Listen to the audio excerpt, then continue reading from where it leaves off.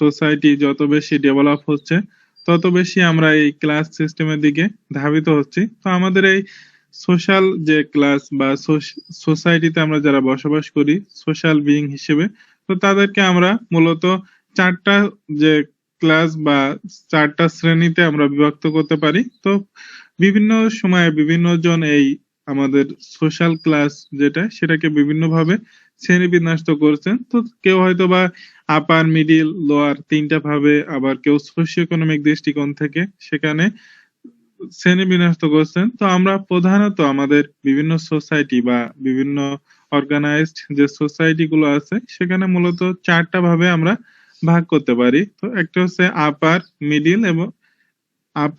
Middle working এবং lower class. তো আপার কিছু শ্রেণী থাকে যারা একেবারে আপার লেভেলে বসবাস করে, তারপরে মিডিল লেভেলে কিছু বসবাস করে, এবং ওয়ার্কিং যে গ্রুপ একটা সোসাইটি বা প্রত্যেকটা সোসাইটিতে সেখানে এই কিছু ওয়ার্কিং গ্রুপ থাকে যারা মূলত বিভিন্ন ধরনের যে কাজগুলো তারা সম্পাদন করে, এবং কিছু থাকে তারা একেবারে লোয়ার লেভেলে। যেমন আমাদের কিছু কিছু সম্প্রদায় আছে তাদেরকে আমরা আনটাচেবল বা খুবই নিম্ন জাতের বা নিম্ন শ্রেণীর মানুষ হিসেবে আমরা আখ্যায়িত করি, এবং তারা বিভিন্ন ধরনের ফ্যাসিলিটি যেগুলো আমাদের সোসাইটিতে সঠিকভাবে পায় না বা তাদেরকে সেখান থেকে বিভিন্নভাবে বঞ্চিত করা হয়। তো এখন যেটা আমাদের প্রথম যেটা আপার আপার ক্লাস বা উচ্চবিত্ত যে শ্রেণী যেটা আমাদের সোসাইটিতে আমরা দেখি। তো প্রত্যেকটা সোসাইটিতে এই যে উচ্চবিত্ত যে শ্রেণী তাদের সংখ্যা খুবই নগণ্য। দেখা যায় যে একটা সোসাইটিতে 1 থেকে 3% যে পপুলেশন তার 1 থেকে 3% পপুলেশন এই উচ্চবিত্ত হিসেবে একটা সোসাইটিতে বসবাস করে, এবং আমাদের দেখা যায় যে একটা সোসাইটির এই 1 থেকে 3% যে পপুলেশন যারা আছে উচ্চবিত্ত, কিন্তু তারা আমাদের যে টোটাল নেশনস ওয়েলথ বা একটা দেশের বা সোসাইটির যে টোটাল সম্পদ তার 25%-এরও বেশি তারা হোল্ড করে, অর্থাৎ তারা এই 25%-এরও বেশি মালিকানা তারা হয়ে থাকে। তো তোমরা যদি আমাদের দেশে দেখো, তো আমাদের বাংলাদেশ এখন যে উচ্চবিত্ত শ্রেণী বা ধনী শ্রেণী যেটা ডেভেলপ করাতে ওয়ার্ল্ডে প্রথম আর কি, আমরা অনেক বেশি ধনী হয়ে যাচ্ছি আমাদের দেশের। তো এখানে হচ্ছে গুটি কয়েক মানুষ, হয়তো সেটার পার্সেন্টেজ খুবই কম, 1 থেকে 3% এমনই হবে। তো তারা খুব দ্রুত তারা অনেক বেশি উচ্চবিত্ত বা অধিক ধনী শ্রেণী হিসেবে তারা সোসাইটিতে তাদের স্থান লাভ করছে, কিন্তু সাথে সাথে আমাদের আরেকটা গ্রুপ যারা তারা আস্তে আস্তে দারিদ্র হয়ে যাচ্ছে প্রতিনিয়ত। তো আমাদের এই যে করোনা প্যান্ডেমিকের কারণে এই বছর যে আমাদের যে দারিদ্রতার হার সেটা অনেকটা বেড়ে গেছে, বা আমাদের যে লোয়ার ক্লাস বা ওয়ার্কিং ক্লাস সেই শ্রেণী সেটার পরিমাণ প্রতিনিয়ত বেড়ে যাচ্ছে। তো এটার ফলে যে একটা সোসাইটিতে আমাদের অবশ্যই একটা ডিভিশন দেখা যায়। তো আমরা এই আপার যে উচ্চবিত্ত যে গ্রুপ তাদেরকে আবার দুই ভাবে ভাগ করতে পারি, একটা হচ্ছে লোয়ার আপার এবং আপার আপার। লোয়ার আপার নিম্ন উচ্চবিত্ত এবং উচ্চ উচ্চবিত্ত, এভাবেও আমরা আমাদের যে উচ্চবিত্ত শ্রেণী আছে তাদেরকে শ্রেণীবিন্যাস করতে পারি। তো লোয়ার আপার গ্রুপ হচ্ছে যারা যারা হঠাৎ করে নতুন মানে মানি ইনকাম করে ফেলে, নিউ মানি যাদের হাতে থাকে, তারা যে তাদের মানিটা বিভিন্নভাবে ইনকাম করতে পারে। তারা বিভিন্ন ধরনের ইনভেস্টমেন্ট, বিজনেস এবং অন্যান্য যে মাধ্যম সে উপায়ে যদি কেউ হঠাৎ করে একটা সোসাইটিতে অনেক বেশি টাকা ইনকাম করে ফেলে, তাহলে তার সোসাইটিতে যে স্ট্যাটাসটা সে গেইন করে সেটা লোয়ার আপার। তারা উচ্চবিত্ত কিন্তু তাদেরকে আমরা লোয়ার আপার হিসেবে আখ্যায়িত করি। তারা বংশ পরম্পরায় এই তাদের যে উচ্চবিত্ত লেভেল সেটা তারা অর্জন করে না, এ কারণে তাদেরকে লোয়ার আপার হিসেবে আমরা আখ্যায়িত করি।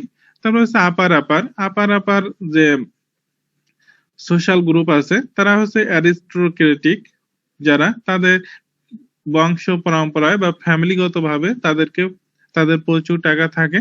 তারা জন্মসূত্রেই অনেক ধনাঢ্য হয়ে থাকে এবং উচ্চবিত্ত হয়ে থাকে, এবং তাদের যে বিভিন্ন জেনারেশন টু জেনারেশন তাদের এই যে স্ট্যাটাসটা সেটা প্রবাহিত হয়, অর্থাৎ তাদের যে পিতা মাতা দাদা দাদি যারা থাকে তাদের থেকে তারা মূলত এই সম্পদগুলো পেয়ে থাকে, এবং তাদের যে সোসাইটির স্ট্যাটাস সেটা হচ্ছে আপার আপার হয়ে থাকে, অর্থাৎ তারা উচ্চ উচ্চ উচ্চ বিত্ত। তো এদের যে প্রেস্টিজ বা পপুলারিটি একটা সোসাইটিতে লোয়ার আপার যে গ্রুপ তাদের থেকে বেশি হয়ে থাকে, কারণ এরা বংশগতভাবে পেয়ে থাকে। তাদের যে আগের ফ্যামিলি মেম্বার যারা ছিল তাদের সোসাইটিতে একটা গুরুত্ব থাকে।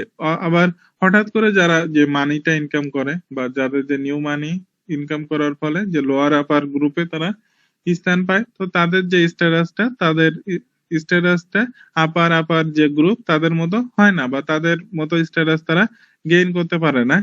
এবং এই উচ্চবিত্ত যারা তারা অনেক বেশি সম্পদের মালিক হয়ে থাকে, এবং তাদের যে মানি যেটা টাকা, যেটা টাকার মাধ্যমে আমরা সবই এখন পেয়ে থাকি। তো এটা তারা যে পরিমাণ অর্থবিত্ত তাদের যে মালিকানা থাকে বা অর্জন করে সেটা তাদের খরচ করার তুলনায় খুবই বেশি। তো সে কারণে তারা অনেক বেশি টাকা তারা খরচ করতে পারে, এবং তারা বিভিন্ন ধরনের এক্সক্লুসিভ যে নেইবারহুড তাদের প্রতিবেশীও তারা তাদের মতো গড়ে তোলে, এবং তারা বিভিন্ন ধরনের এক্সপেন্সিভ সোশ্যাল ক্লাব এবং সেখানে তারা জয়েন করে, এবং তাদের যে চিলড্রেন যারা জন্মগ্রহণ করে তো তারাও বিভিন্ন ধরনের উচ্চ লেভেলের যে বা উচ্চ খরচের যে প্রতিষ্ঠানগুলো সেখানে তারা পড়াতে চেষ্টা করে বা সেখানে তারা জয়েন করে।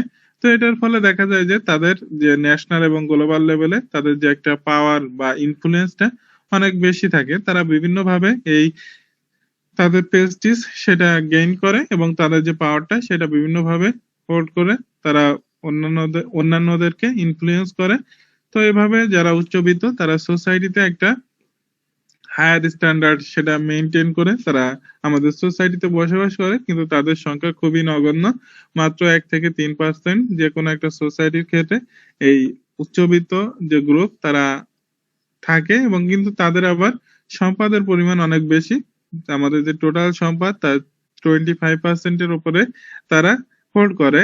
1 থেকে 3% মানুষ তারা এই সম্পদটা অর্জন করে। তো আমাদের বাংলাদেশে যদি দেখা যায় আমাদের যে টোটাল যে ল্যান্ড এরিয়া আছে, আমাদের যে ফার্মিং ল্যান্ড, সেখানে আমাদের যে 10% পপুলেশন যারা বসবাস করে তাদের হাতে প্রায় 90% যে ল্যান্ড তারা মালিক, এবং বাকি যে 90% পপুলেশন তাদের হাতে মাত্র 10% যে ল্যান্ড সেটা আছে। তো এটার ফলে একটা বৈষম্য সেখানে দেখা যায়, এবং গুটি কয়েক যে মানুষ তারা আমাদের যে ল্যান্ডটা সেটা মেইনটেইন করে বা সেটার মালিকানা তারা পেয়ে থাকে।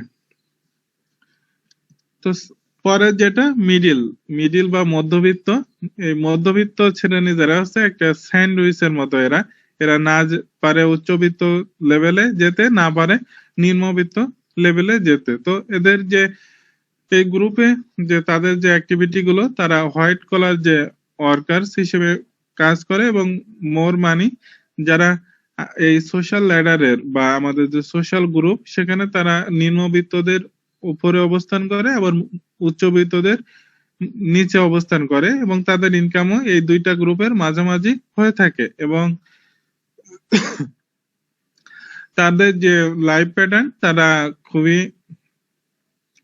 লিমিটেড যে লাইফস্টাইল সেটা লিড করে, কারণ তারা চাইলেও উচ্চবিত্ত যে লাইফস্টাইল সেটা ধারণ করতে পারে না, আবার লোয়ার লেভেলেও তারা অবস্থান করতে পারে না। তো এটার ফলে তারা একটা যে স্যান্ডউইচের মতো বা তারা উভয় সংকটে আমাদের সোসাইটি বা বিভিন্ন সোসাইটিতে বসবাস করে, এবং এদের লাইফ প্যাটার্নে তারা চাইলেও তো কোনো পরিবর্তন নিয়ে আসতে পারে না সহজে। তো এবং এই মিডিল যারা আছে তাদেরকে আমরা আবার দুইটা লেভেলে ভাগ করতে পারি। তো সেটা হচ্ছে তাদের ওয়েল এডুকেশন এবং প্রেস্টিজ, সেটার উপর ভিত্তি করে আমরা তাদেরকেও আবার লোয়ার মিডিল এবং আপার মিডিল এই দুই লেভেলে তাদেরকে আমরা ভাগ করতে পারি। তো লোয়ার লেভেল লোয়ার মিডিল যেটা যারা আছে তারা মূলত less educated people with lower income such as manager, small business owners, teachers and secretaries. তো বিভিন্ন ধরনের যে লোয়ার মিডল গ্রুপে যারা আছে তাদের এডুকেশনটা মূলত অনেক কম। তো এটার ফলে তারা বিভিন্ন ধরনের যে অ্যাক্টিভিটি গুলো পরিচালিত করে সেখান থেকে তাদের ইনকামটা অনেক লোয়ার লেভেলে হয়ে থাকে।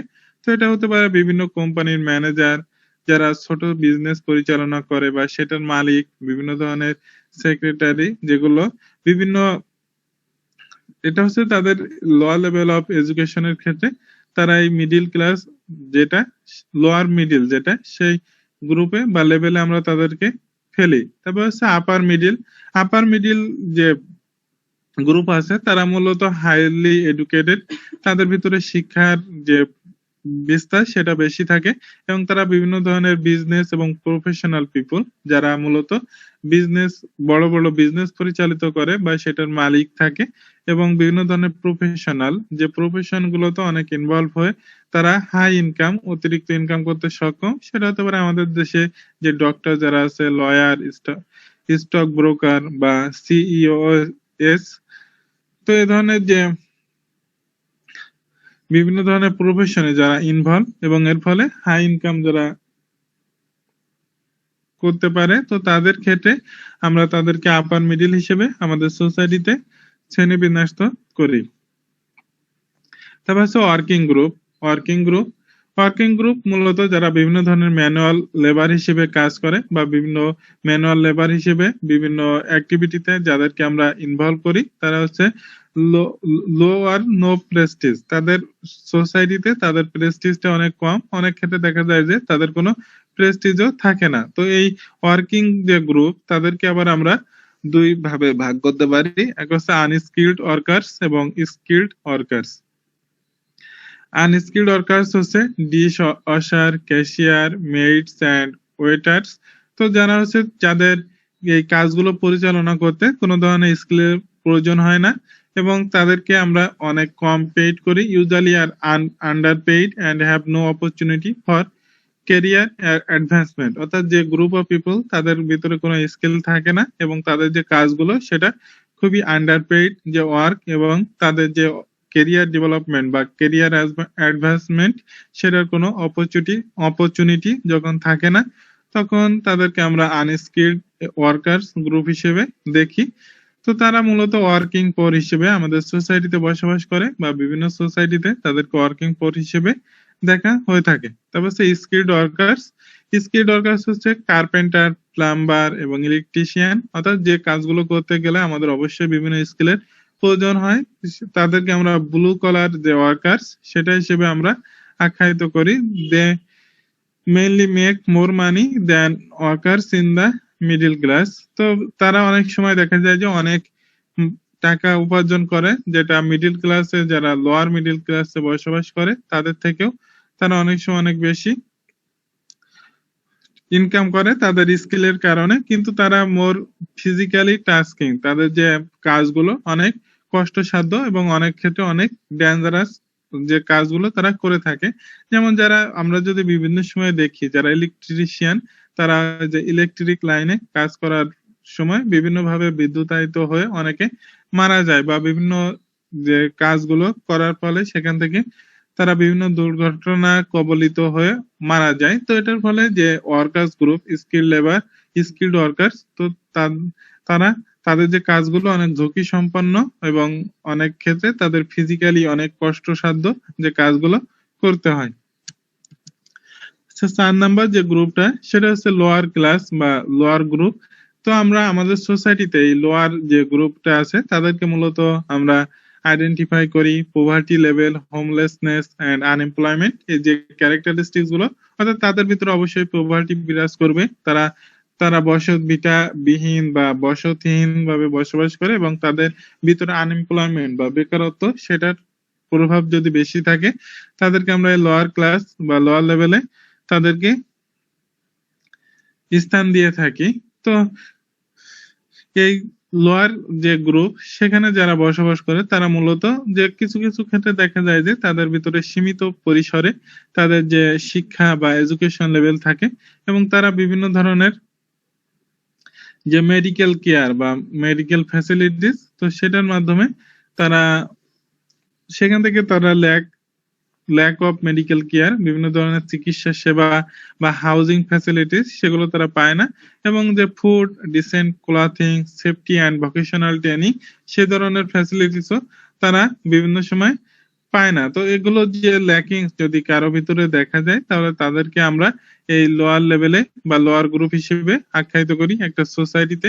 তো আমাদের যে বিভিন্ন মিডিয়া সেখান থেকে আমরা এদেরকে অনেক সময় আবার আন্ডার ক্লাস হিসেবে শ্রেণীবিন্যস্ত করি। তো আমাদের যে পোর পিপল, তাদেরকে যদি আমরা ক্যারেক্টারাইজ করি, তো অনেক ক্ষেত্রে দেখা যায় যে আমরা ওয়েলফেয়ার মাদার হিসেবে আমাদের যে পোর পিপল, তাদের যে মহিলারা থাকে তাদেরকে আমরা ওয়েলফেয়ার মাদার হিসেবে দেখি, এবং তারা বিভিন্নভাবে abuse the system by having more and more babies. তো তারা, যারা আমরা যদি আমাদের চতুর্পাশে লক্ষ্য করি, দেখবা যে যারা এই লোয়ার লেভেলে বসবাস করে বা লোয়ার গ্রুপ, যাদের ভিতরে শিক্ষা কম, অভাব অনটন বেশি, তো তাদের ভিতরে এই শিশু জন্ম প্রদানের হারও অনেক বেশি। তো তাদের যেটা অনেক সময় তাদের ভিতরে বিভিন্ন কুসংস্কার বিরাজ করে, তো সেখান থেকে তারা এই অধিক পরিমাণ সন্তান জন্ম প্রদান করে, যার ফলে আমাদের যে মহিলারা থাকে তাদেরকে বিভিন্নভাবে অ্যাবিউজ করা হয় এই সিস্টেমের মাধ্যমে, এবং যারা পুরুষরা থাকে দারিদ্রদের ভিতরে তাদেরকে ওয়েলফেয়ার ফাদার্স হিসেবে অনেক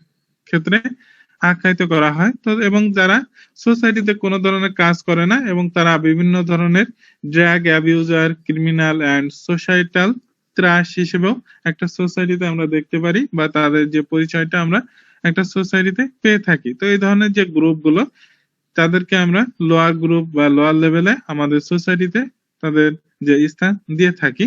তো এটার ফলেও তাদের যে স্ট্যাটাসটা অনেক নিম্নমানের হয়ে থাকে, এবং তারা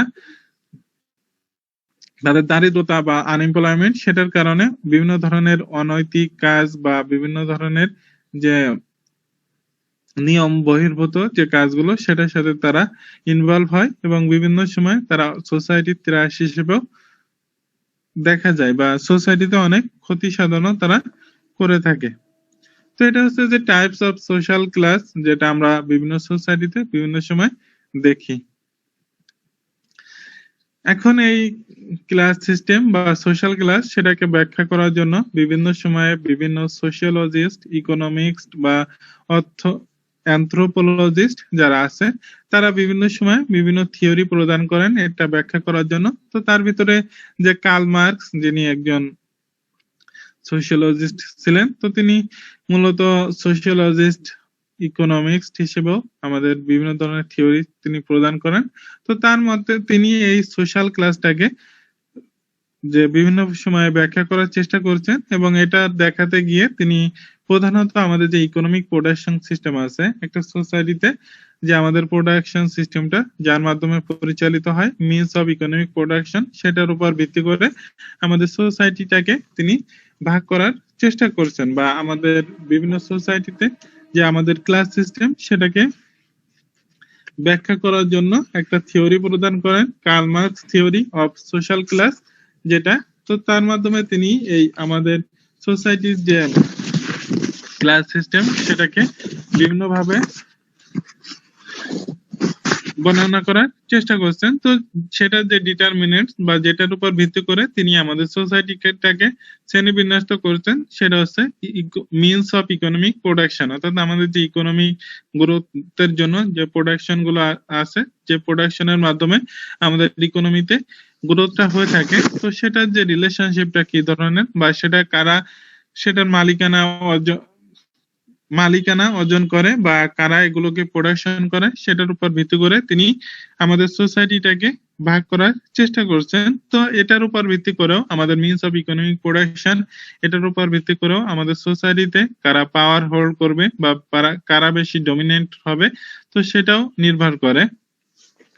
তো আমাদের প্রত্যেকটা সোসাইটির ক্ষেত্রে দেখা যায় যে economic means of economic production, অর্থাৎ আমাদের বিভিন্ন ইকোনমিক সিস্টেমে যে প্রপার্টি বা যেগুলো থেকে আমরা প্রফিট গেইন করতে পারি, সেটা মূলত own and control by dominant class, অর্থাৎ একটা সোসাইটিতে যাদের ক্ষমতা পাওয়ার বেশি থাকে বা যারা ডমিনেন্ট থাকে, তারাই মূলত এই মিনস অফ ইকোনমিক প্রোডাকশন সেটা তারা পরিচালিত করে, বা সেটাকে তারা তার মালিকানা অর্জন করে। তো আমাদের এই ক্যাপিটালিস্ট অফ প্রপার্টি বা অনার্স অফ প্রপার্টি, তাদেরকে মার্কস বর্জিওসি হিসেবে আখ্যায়িত করছেন, এবং তারা মূলত এই বিভিন্ন ধরনের ক্যাপিটাল যেগুলো আমাদের প্রোডাকশন সিস্টেমের সাথে জড়িত বা মিনস অফ প্রোডাকশন, তো সেটার মালিকানা তারা অর্জন করে। এবং আরেকটা গ্রুপ থাকে, তারা লেবার ক্লাস বা ওয়ার্কিং ক্লাস বা পোর হিসেবে একটা সোসাইটিতে বসবাস করে, তাদেরকে তিনি প্রোলেতারিয়েট হিসেবে আমাদের সোসাইটিতে তিনি বিভিন্ন সময় দেখছেন। তো দুইটা গ্রুপ, বর্জিওসি এবং প্রোলেটারিয়েট, যেটা এই দুইটা গ্রুপ। তো এখানে একটা গ্রুপ হচ্ছে ক্যাপিটালিস্ট আর অনার্স অফ প্রপার্টি, আর একটা হচ্ছে লেবার বা ওয়ার্কিং বা পোর গ্রুপ। তো এটা দেখা যায় যে এর ফলে আমাদের সোসাইটিতে একটা যে পার্থক্য বা বৈষম্য সেটা সৃষ্টি হয়। তো এখানে দেখা যায় যে আমাদের যারা প্রোলেটারিয়েট, তো তারা মূলত তাদের যে লেবার ক্যাপাসিটি বা কাজ করার সক্ষমতা সেটা গেইন করে, এবং তাদেরকে যারা এই বিভিন্ন ক্যাপিটাল বা অনার্স থাকে তারা তাদেরকে হায়ার করে তাদের লেবার। তো তারা মূলত তাদের লেবারটা প্রদান করে, এবং এটার ফলে আমাদের সোসাইটিতে যে প্রোডাকশন সিস্টেম সেটা চালিত রাখে বা পরিচালিত করে থাকে।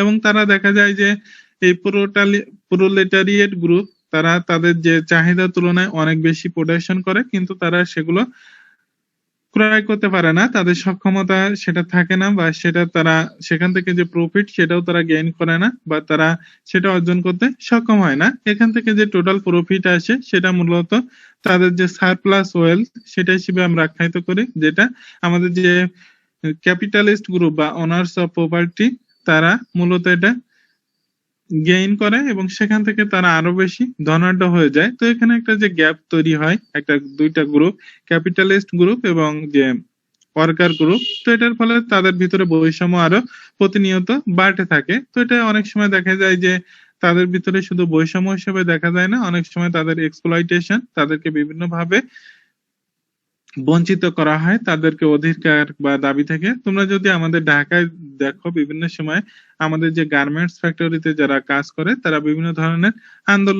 আন্দোলন করে তাদের অধিকার আদায়ের জন্য বা ন্যায্য দাবি আদায়ের জন্য। তো এখানে তারা মনে করে যে তাদেরকে হয়তো বা সঠিক পরিমাণ বেতন দেওয়া হচ্ছে না, বা তাদের যে চাহিদার তুলনায় তাদের যে সুযোগ সুবিধা সেটা অনেক কম। তো এক্ষেত্রে তারা সেটা গেইন করার জন্য বিভিন্ন ধরনের আন্দোলন করে থাকে।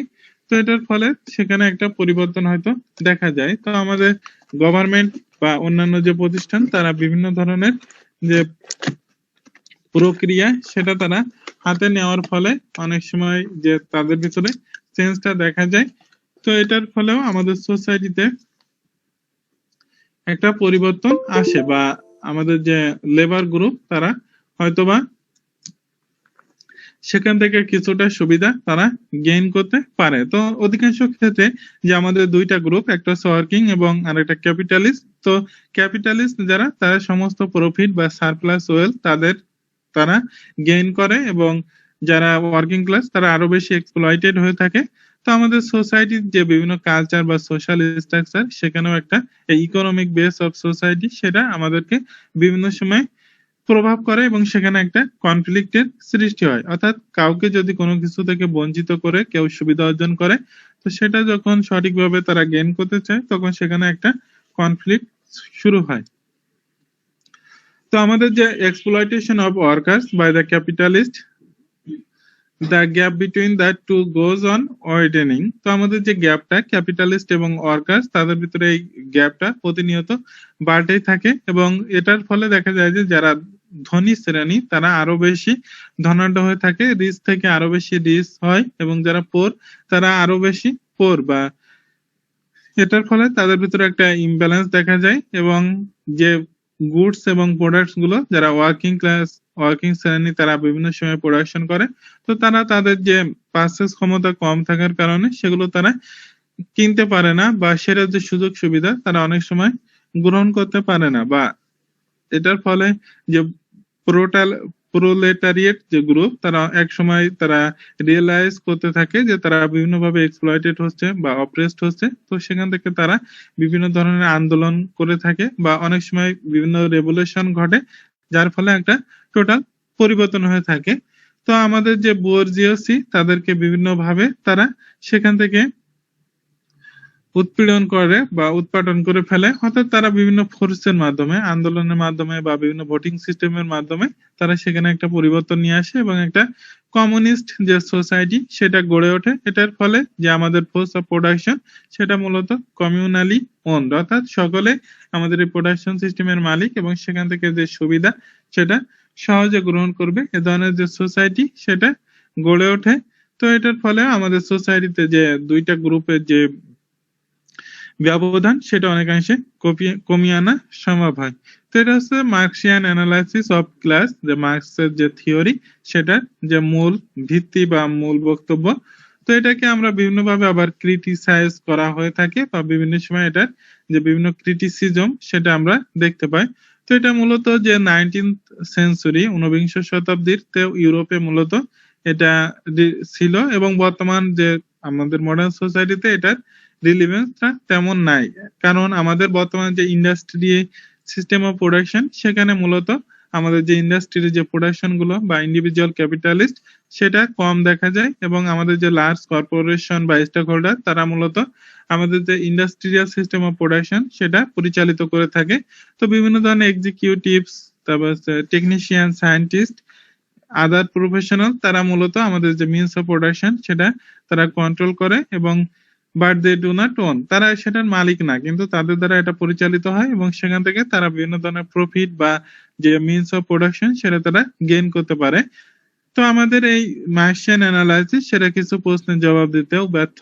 তো সেখানে যে what is the social class of drop out, যারা একটা সোসাইটি থেকে ড্রপ আউট হয়ে যায়, অর্থাৎ যারা ওয়ার্কিং ক্লাসও না এবং মালিক শ্রেণীও না, তো তারা কোন পর্যায়ে অবস্থান করবে, তাদের লেভেলটা কি হবে, তো সেটা এই থিওরির মাধ্যমে ব্যাখ্যা করা সম্ভব হয়নি।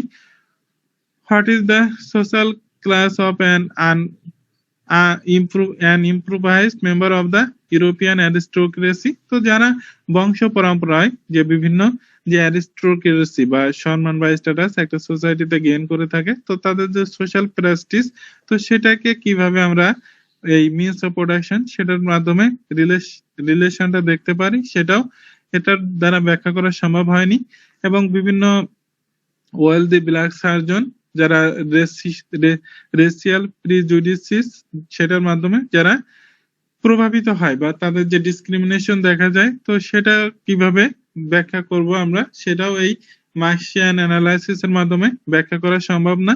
এবং আমাদের যে আরো কিছু যে অমীমাংসিত কেস আছে, তো সেগুলো মার্কসের যে থিওরি সেটার মাধ্যমে ব্যাখ্যা করা সম্ভব হয়নি। তো এটার ফলে এটা এখন বর্তমানে আর তত বেশি প্রভাব ফেলে না, বা আমাদের সোসাইটিতে এটার যে এই থিওরিটা এখন আর প্রচলিত নাই, বা এটার মাধ্যমে আমরা আমাদের সোসাইটিকে শ্রেণীবিন্যস্ত করতে পারি না। তো এটা হচ্ছে যে ক্রিটিসিজম। তো তোমাদের এই চ্যাপ্টারে লাস্ট আর একটা যে কনসেপ্ট সেটা হচ্ছে Max Weber's view of stratification. Max Weber তিনি মূলত আমাদের যে সোশ্যাল স্ট্র্যাটিফিকেশন সেটাকে বর্তমান মডার্ন সোসাইটির ক্ষেত্রে তিনি এই স্ট্র্যাটিফিকেশন সিস্টেমটাকে দেখার চেষ্টা করছেন, বা তার যে থিওরি বা তার যে ভিউ সেটার মাধ্যমে বর্ণনা করার চেষ্টা করছেন। তো তিনি মূলত 3 ডিস্টিংক্ট কম্পোনেন্ট অফ স্ট্র্যাটিফিকেশন, একটা সোসাইটির ক্ষেত্রে তিনি প্রধানত 3টা যে কম্পোনেন্ট তিনি বের করছেন, এবং সেটার মাধ্যমে একটা সোসাইটিকে শ্রেণীবিন্যস্ত করার চেষ্টা করছেন, বা আমাদের যে স্ট্র্যাটিফিকেশন সিস্টেমটাকে তিনি দেখানোর চেষ্টা করছেন। তো সেই 3টা কম্পোনেন্ট হচ্ছে ক্লাস, স্ট্যাটাস এবং পাওয়ার। ক্লাস, স্ট্যাটাস এবং পাওয়ার। তো class refers to a group of people who have a similar level of wealth and income। তো একটা সোসাইটিতে যারা বসবাস করে, তো যারা সিমিলার লেভেল অফ ওয়েলথ এবং ইনকাম থাকে, তাদেরকে আমরা একই শ্রেণীতে ভাগ করি, এবং wage earners constitute a class because they share the same economic position and fact।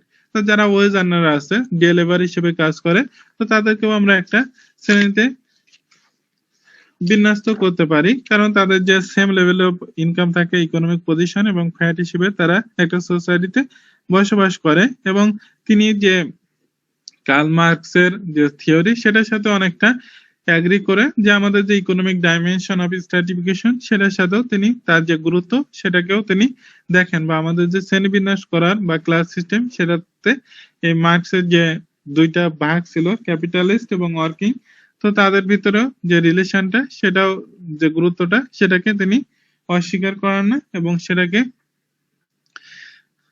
সেটার যে গুরুত্ব সেটার সাথেও তিনি অ্যাগ্রি করেন। তারপর হচ্ছে status group. Status refers to people who have the same prestige or lifestyle। তো আমাদের সোসাইটিতে যাদের সেম লাইফস্টাইল বা লাইফ প্যাটার্ন বা প্রেস্টিজ থাকে, তো সেটার উপর ভিত্তি করে আমরা বিভিন্ন স্ট্যাটাস গ্রুপ সেটা আমরা আমাদের সোসাইটিতে দেখি। তো যাদের প্রেস্টিজ এবং পপুলারিটি বেশি, তারা হায়ার লেভেল অফ স্ট্যাটাস সেটা গেইন করে, বা যাদের প্রেস্টিজ বা পপুলারিটি কম, তারা লোয়ার স্ট্যাটাস অর্জন করে। তো status is not the same as economic class standing. তো এটাকে আমরা স্ট্যাটাসের উপর ভিত্তি করে আমরা বিভিন্নভাবে ভাগ করতে পারি। যেমন আমাদের সোসাইটিতে যারা চুরি, ডাকাতি, ছিনতাই, রাহাজানি এগুলোর সাথে জড়িত, তাদের স্ট্যাটাসটা খুবই কম, বা আমাদের স্ট্রাটিফিকেশন সিস্টেমে তারা লোয়ার স্ট্যাটাস গেইন করে। এবং যারা বিভিন্ন, যেমন বিভিন্ন প্রফেশনে তারা জব করে বা সৎভাবে ইনকাম করে, তাদের স্ট্যাটাসটা অনেক বেশি থাকে আমাদের সোসাইটিতে।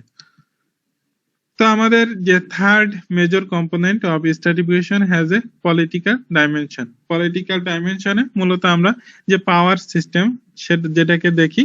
তো আমাদের সোসাইটিতে যার পাওয়ার বেশি সে মূলত আমাদের স্ট্রাটিফিকেশনের উচ্চ পর্যায়ে থাকে। তো বিশেষ করে এই পাওয়ারটা হয়ে থাকে পলিটিক্যাল পাওয়ার বা ফিজিক্যাল পাওয়ার, সেটার মাধ্যমে। তো পলিটিক্যাল পাওয়ারটাই মূলত এখন সোসাইটিতে সব থেকে বেশি বিরাজ করে। আমার যে কোনো সোসাইটিতে বর্তমানে পলিটিক্যালি যে বেশি পাওয়ারফুল সে মূলত হায়ার লেভেলের অফ স্ট্যাটাস সেটা গেইন করে। তো পাওয়ারটা হচ্ছে ability to exercise one's will over. তো কাউকে যে কারোর উপর যে আমাদের যে অ্যাবিলিটি বা সক্ষমতা, বা কাউকে পরিচালিত বা প্রভাবিত করার যে অ্যাবিলিটি, সেটাকে আমরা পাওয়ার হিসেবে আখ্যায়িত করি। অর্থাৎ আমাদের যে বিভিন্ন কান্ট্রিকে বিভিন্নভাবে প্রভাবিত করে, বা আবার একজন মানুষ আর একজনকে প্রভাবিত করার যে অ্যাবিলিটি, সেটাকে আমরা পাওয়ার হিসেবে আখ্যায়িত করি। তো আমাদের এই পাওয়ারটা আমরা দুইভাবে অর্জন করি, একটা হচ্ছে big business and the government. অর্থাৎ আমরা আমাদের ব্যবসা বাণিজ্য বা হায়ার লেভেল অফ ইনকাম যেটা গেইন করার ফলে আমরা আমাদের যে পাওয়ারটা হোল্ড করতে পারি, আবার আমাদের যে পলিটিক্যাল পাওয়ারের মাধ্যমে বা গভর্নমেন্ট সিস্টেমের মাধ্যমে আমরা এই পাওয়ারটা গেইন করতে পারি। তো আমাদের বিভিন্ন ধরনের ফ্যাক্টর, আমাদের এই তিনটা যে কম্পোনেন্ট, ক্লাস, পাওয়ার এবং স্ট্যাটাস, তো প্রত্যেকটা একে অন্যের দ্বারা প্রভাবিত হয়ে থাকে বা একটা অন্যের সাথে জড়িত, একটার দ্বারা অন্যটা প্রভাবিত হয়ে থাকে। তো আমাদের যদি পাওয়ার বেশি থাকে তাহলে আমরা সহজে আমাদের স্ট্যাটাসটা সেটা অর্জন করতে পারি, আবার আমরা উচ্চ লেভেলে অবস্থান করতে পারি। আবার কেউ যদি উচ্চ লেভেলে জন্মগ্রহণ করে, সেখান থেকে সে বংশ পরম্পরায় স্ট্যাটাস এবং পাওয়ার সেটা গেইন করে। তো এটার ফলে যে একটা যে লিঙ্কেজ সেটা আমরা বিভিন্ন সময় দেখতে পারি। তো আমরা যদি American president John F Kennedy তাকে দেখে, তিনি একটা ওয়েলদি ফ্যামিলিতে জন্মগ্রহণ করেন। সেখান থেকে তিনি তার যে উচ্চ ফ্যামিলিতে জন্মগ্রহণ করার ফলে তিনি যে পর্যাপ্ত পরিমাণ সুযোগ সুবিধা পান। তো এটার ফলে তিনি যেটা যে এক্সক্লুসিভ প্রিপারেটরি যে স্কুল, সেখানে তিনি পড়াশোনা করতে পারেন এবং হার্ভার্ড ইউনিভার্সিটি থেকে গ্রাজুয়েট হন, এবং লাস্টলি তিনি আমেরিকার প্রেসিডেন্ট হন। তো এটা হচ্ছে যে তার যে আগে যে স্ট্যাটাসটা ছিল বংশগতভাবে, সেখান থেকে তিনি এখানে উঠে আসছেন। আবার অনেকে আছে যে যারা হয়তো লোয়ার লেভেলে জন্মগ্রহণ করছিল, কিন্তু তার যে সক্ষমতা বা বিভিন্ন অ্যাবিলিটির কারণে তিনি উচ্চ লেভেলে অবস্থান করতে পারে। তো এভাবে আমাদের সোসাইটিতে আমরা আমাদের যে স্ট্রাটিফিকেশনটা দেখতে পারি, যেটা ম্যাক্স ওয়েবার তার থিওরিতে তিনি প্রকাশ করছেন। তো তোমাদের এই চ্যাপ্টার এই পর্যন্তই। তোমরা যদি তোমাদের যে এগুলো আরো ডিটেলস পড়তে চাও, তাহলে এখানে কিছু রেফারেন্স দেওয়া আছে। অ্যান ইন্ট্রোডাকশন টু সোশিওলজি, যেটা কেন ব্রাউনের লেখা। তারপর হচ্ছে সোশিওলজি, যেটা জন জে ম্যাসিওনিস তার লেখা, এবং সোশিওলজি যেটা শঙ্কর রাও, এবং sociology a brief introduction Richard T Schaefer. তো তাদের লেখা এই বইগুলো থেকে তোমরা যদি দেখো, তো সেখান থেকে এ বিষয়ে আরো ভালো ধারণা পেতে পারবে।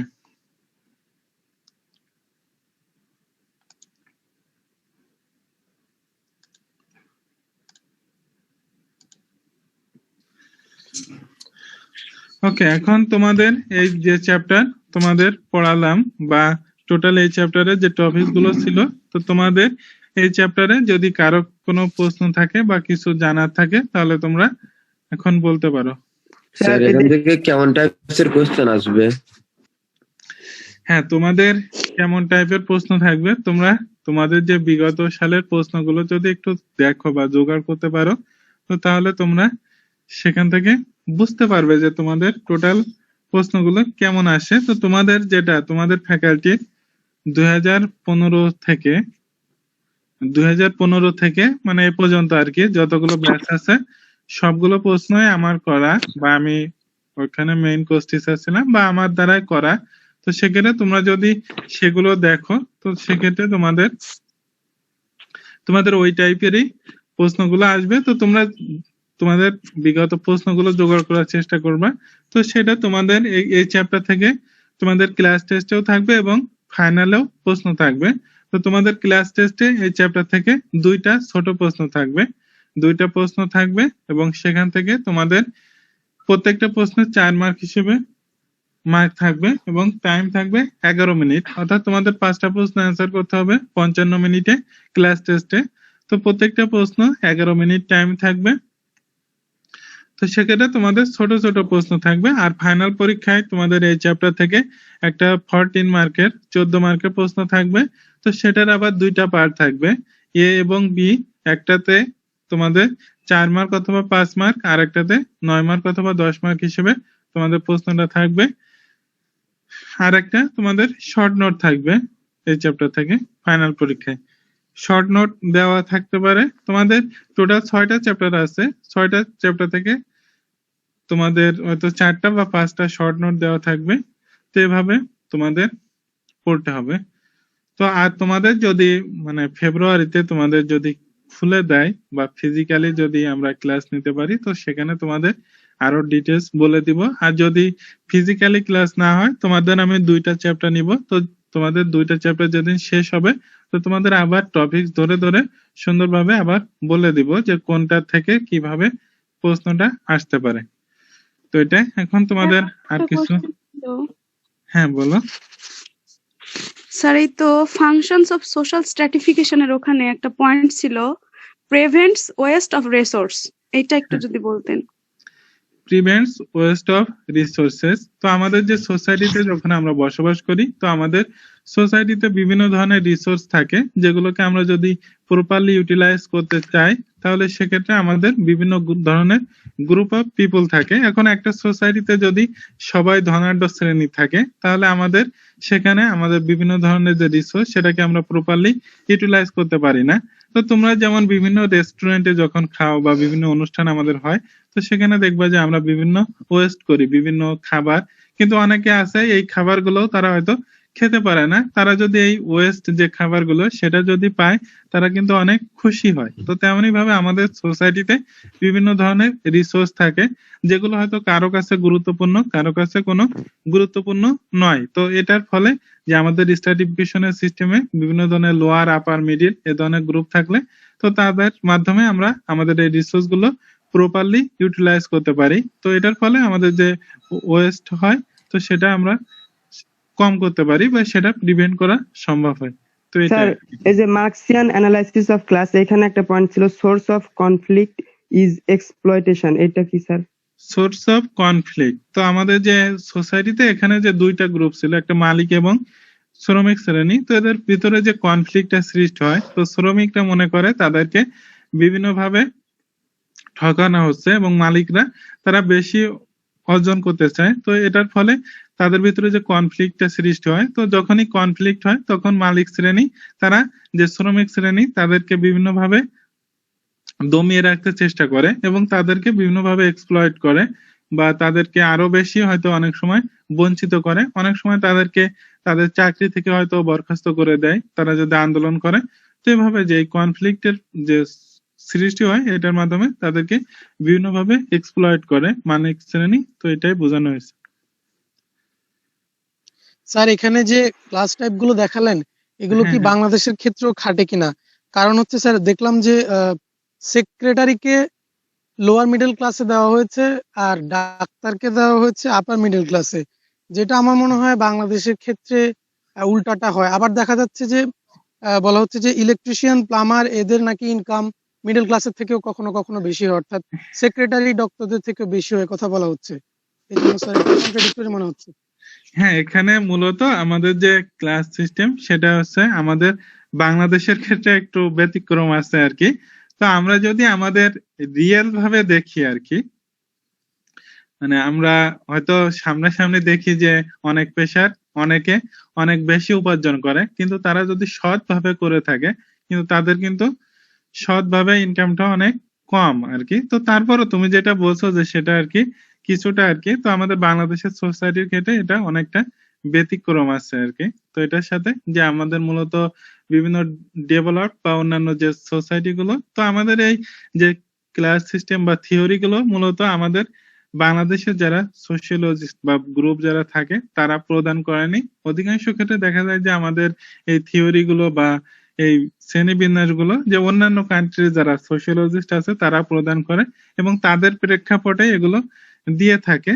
তো আমরা হয়তো সেগুলোই ফলো করি বা সেভাবে তোমাদের পড়ানো হয়ে থাকে বা বিভিন্ন বই থেকে যখন আমরা পড়াই তো সেভাবে পড়ানো হয়ে থাকে। তো তোমরা যে এটা ধরতে পারছো এটাই হচ্ছে যে তোমাদের সার্থকতা, যে আসলে এই শ্রেণী বিন্যাসের সাথে আমাদের এই পার্থক্যগুলো আছে। তো এখানে সেক্রেটারি বলতে আবার কিন্তু শুধু যে আমাদের মন্ত্রণালয় বা যে বিভিন্ন যে প্রতিষ্ঠানে যে সেক্রেটারি আছে তাদের কিন্তু এখানে অনেক ক্ষেত্রে বোঝায় না, বা আমাদের যে আরো অন্যান্য ভাবে যে সচিব বা বলি আমরা বিভিন্ন জায়গায় যে লোয়ার যে লেভেলে যারা জব করে তাদেরও যে মর্যাদা আছে যে তাদেরকেও সচিব বলা হয়। তো এটা তো সেক্ষেত্রে তাদেরকে আমরা এই ক্লাসে নিয়ে আসতে পারি। আর যারা কিছু সচিব গ্রুপ আছে আমাদের, তো তারা আসলে মানে এখন আমাদের আপার লেভেলে তারা অবস্থান করে। তো তার থেকেও যদি আরো বেশি লেভেলেও যাওয়া যায় তো সেখানে তারা অবস্থান করে। আর যেটা স্কিল লেবার তাদের স্কিলের কারণে তারা হয়তো অনেক সময় তারা বেশি ইনকাম করতে সক্ষম হয়, কারণ তাদেরকে তাদের স্কিলের কারণে তারা পেমেন্টটা অনেক সময় বেশি পেয়ে থাকে। তো অধিকাংশ ক্ষেত্রে তারা যে লোয়ার যে ইনকাম তারা করে থাকে বা যে লোয়ার লেভেলের অফ ইনকাম তাদের হয়ে থাকে, এই কারণে তাদেরকে আমরা যে লোয়ার মিডিলে সেখানে আমরা লোয়ার লেভেলে বা ওয়ার্কিং ক্লাস তাদেরকে শ্রেণীবিন্যাস করে থাকি। তো এটাই, আর কিছু যদি আবার আবার মিডল ক্লাসে সিওএস আর স্টক ব্রোকার, এটা কি? স্টক ব্রোকার এটা সম্ভবত যে আমাদের ওটা কি বলে এক্সচেঞ্জের যেটা শেয়ার বাজারে যারা যে ইনভলভ থাকে তাদেরকে। আর যে চিফ এক্সিকিউটিভ অফিসার যেটা সিইও, মানে বিভিন্ন ধরনের কোম্পানি বা বিজনেসের চিফ এক্সিকিউটিভ অফিসার যারা থাকে তাদেরকে মূলত এটা বোঝানো হয়েছে। স্যার হচ্ছে হ্যাঁ বলো। স্যার হচ্ছে হোয়াইট কলার ওয়ার্কার্স আর ব্লু কলার ওয়ার্কার্স, এটার পিছনে হিস্ট্রি কি এই নামের পিছনে? হোয়াইট কলার ওয়ার্কার্স এবং ব্লু কলার ওয়ার্কার্স মানে দুইটা আর কি আছে। এটা হ্যাঁ তুমি একটা সুন্দর প্রশ্ন করছো। না আমিও আর কি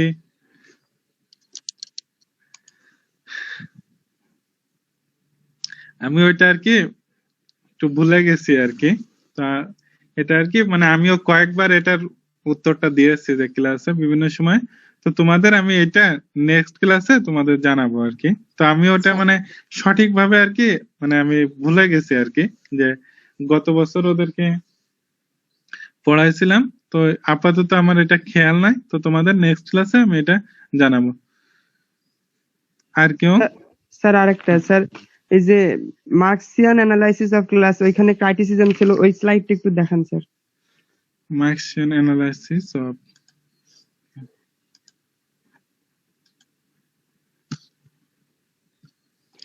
স্যার যদি কোশ্চেনটা বাংলাদেশের ক্ষেত্রে যদি হচ্ছে ওখানে ক্লাসিফিকেশন করতে বলে তাহলে কি আমরা ওই ক্লাসিফিকেশন গুলাই ডেসক্রাইব করব? হ্যাঁ তোমরা এগুলোই ডেসক্রাইব করবা। আর তোমাদের যে বাংলাদেশের যে ক্লাসিফিকেশন সিস্টেম সেটা ছিল আর কি আমাদের রুরাল সোসাইটির ক্ষেত্রে, তো তোমাদের সেটা আমি পড়াবো না আর কি। আর তোমাদের যখন প্রশ্ন করব আমি সেভাবে আর কি ভেবেই তোমাদের প্রশ্ন করা হবে যে এটা আসলে বাংলাদেশের ক্ষেত্রে ওইভাবে হবে কিনা। তো যেটা তোমাদের বাংলাদেশের সাথে মিল রেখে যেটা তোমরা হবে তো আমরা সেভাবেই তোমাদের প্রশ্ন করব। কারণ তোমাদের যখন আমরা প্রশ্ন করব মানে আমাদের সাবজেক্টের ক্ষেত্রে, তো সেক্ষেত্রে আমরা যেটুকু পড়াবো সেটুকু থেকে আমরা সে প্রশ্ন করব। তোমাদের আমরা 3 জন আমরা পড়ছি স্যার। তো সেক্ষেত্রে তোমাদের আমরা প্রত্যেকে 2টা করে চ্যাপ্টার পড়াবো এবং ওই 2টা চ্যাপ্টার থেকে যে যেটা পড়াবে আমাদের ক্লাস, তোমাদের ক্লাস টেস্টের ক্ষেত্রেও সে সেই চ্যাপ্টার থেকে প্রশ্ন করবে এবং ফাইনালের ক্ষেত্রেও সেই চ্যাপ্টার থেকে প্রশ্ন করবে। তো তোমাদের অন্যান্য সাবজেক্টে যেমন কয়েকজন টিচার পড়ায়, সেখান থেকে হয়তো একজন প্রশ্ন করে, কিন্তু আমাদের ডিপার্টমেন্টের ক্ষেত্রে আমরা সেটা করব না। আমরা যে যেটুকু পড়াবো সেখান থেকে সেই তোমাদের সেটুকু মানে সেখান থেকে প্রশ্ন করবে। তো তোমাদের একজন বলছিল যে ক্রিটিসিজম অফ মার্কসিয়ান অ্যানালাইসিস, তো এই স্লাইডে তোমাদের বলেন স্যার, এই যে প্রথম টপিক বুঝতে পারছি না। হ্যাঁ, এটা মানে তোমার কোনটা আর কি বুঝতে সমস্যা আর কি।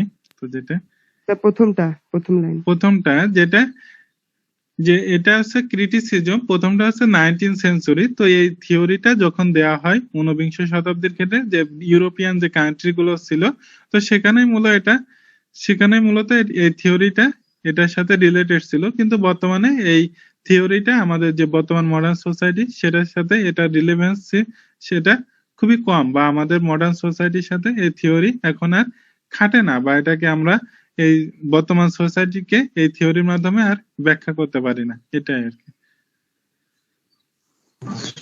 Sir, types of social class এবং টাইপস অফ সোশ্যাল স্ট্রাটিফিকেশনের মধ্যে তফাৎটা কি? হ্যাঁ, এটা হচ্ছে যে সোশ্যাল ক্লাসটা হচ্ছে স্ট্রাটিফিকেশনের একটা শ্রেণী বিভাগ, বা আমরা আমাদের বিভিন্ন সোসাইটিতে আমরা দেখতে পারি যে আমাদের স্ট্রাটিফিকেশনটা বিভিন্ন ওয়েতে হতে পারে, যে বিভিন্ন ক্রাইটেরিয়া বা বিভিন্ন ক্যাটাগরির উপর ভিত্তি করে করতে পারি। তো তার একটা ভাগ হচ্ছে সোশ্যাল ক্লাস, এবং এই সোশ্যাল ক্লাসটাকে আবার আমরা বিভিন্ন সোসাইটিতে বিভিন্ন ভাবে দেখতে পারি। এর জন্য আর কি এটাকে তোমাদের দুই ভাবে দেখানো হয়েছে। স্যার, ফার্স্ট স্লাইডটা একটু দেখেন তো। ফার্স্ট? জি স্যার। মানে টপিকসটা কি একটু প্রথমে যে ইন্ট্রো? হ্যাঁ জি স্যার, এটা ওকে স্যার, হয়ে গেছে।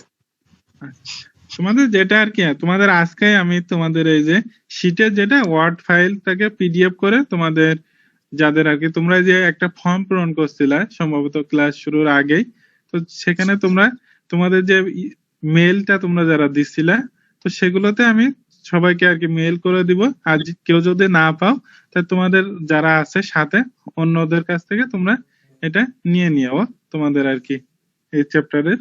তো তোমাদের যেটা, হ্যাঁ বলো স্যার। সারপ্লাস ওয়েলথ কি? সারপ্লাস ওয়েলটা হচ্ছে যখন আমরা প্রোডাকশন করি বা প্রডিউস করি, তো আমাদের যে চাহিদার তুলনায় যখন আমরা আরো বেশি প্রোডাকশন করি, তো যেটা আমাদের উদ্বৃত্ত থাকে বা আমাদের চাহিদা থেকে বেশি থাকে, সেটাকে আমরা সারপ্লাস ওয়েলথ হিসেবে আখ্যায়িত করি। যেমন আমাদের হয়তো বছরে আমাদের 10 মণ ধানের প্রয়োজন আমাদের খাওয়ার জন্য, কিন্তু আমরা যদি 20 মণ ধান প্রডিউস করি, তাহলে যে বাকি 10 মণ যেটা অতিরিক্ত প্রোডাকশন করলাম, এটা হচ্ছে আমাদের জন্য সারপ্লাস, বা এটা হচ্ছে সারপ্লাস ওয়েলথ। এটা স্যার ওয়েলফেয়ার। স্যার এই লাইনটা কেন লিখছে? মানে এটা কি লোয়ার ক্লাসরা এই সারপ্লাস ওয়েলথ তৈরি করে আর আপার ক্লাসরা এটা ভোগ করে, এরকম কিছু বলছে? হ্যাঁ হ্যাঁ হ্যাঁ, এটা আর কি যে লোয়ার ক্লাসটা অধিকাংশ ক্ষেত্রে দেখবা যে যারা মালিক শ্রেণী থাকে, তারা কিন্তু পরিশ্রমটা খুবই কম করে। তারা শুধুমাত্র যে মিনস অফ প্রোডাকশন সেটার মালিক হওয়ার কারণে তারা যে প্রফিটটা সেটা ভোগ করে, কিন্তু যারা যে ওয়ার্কিং ক্লাস তারাই মূলত যে কাজগুলো, বিভিন্ন ধরনের কাজ বা কঠোর পরিশ্রম তারাই করে থাকে, এবং প্রোডাকশনটা মূলত তাদের মাধ্যমেই হয়ে থাকে, কিন্তু তারা সেগুলোকে ভোগ করতে পারে না, এটা বোঝানো হয়েছে। হ্যাঁ, আরেকজন কি বললা একটু, আর কিছু কেউ? আচ্ছা স্যার। ওকে, তাহলে তোমাদের আজকে এই পর্যন্তই। তো তোমরা ভালো থেকো, এবং তোমাদের যদি খুলে দেয় ক্যাম্পাস ফেব্রুয়ারি মাসে, তো শীঘ্রই তোমাদের সাথে ফিজিক্যালি দেখা হবে, বা ফিজিক্যালি তোমাদের যে ক্লাস সেখানে দেখা হবে। তো তোমরা সবাই ভালো থেকো এবং সুন্দর থেকো। স্যার আসসালামু আলাইকুম। ওয়ালাইকুম আসসালাম।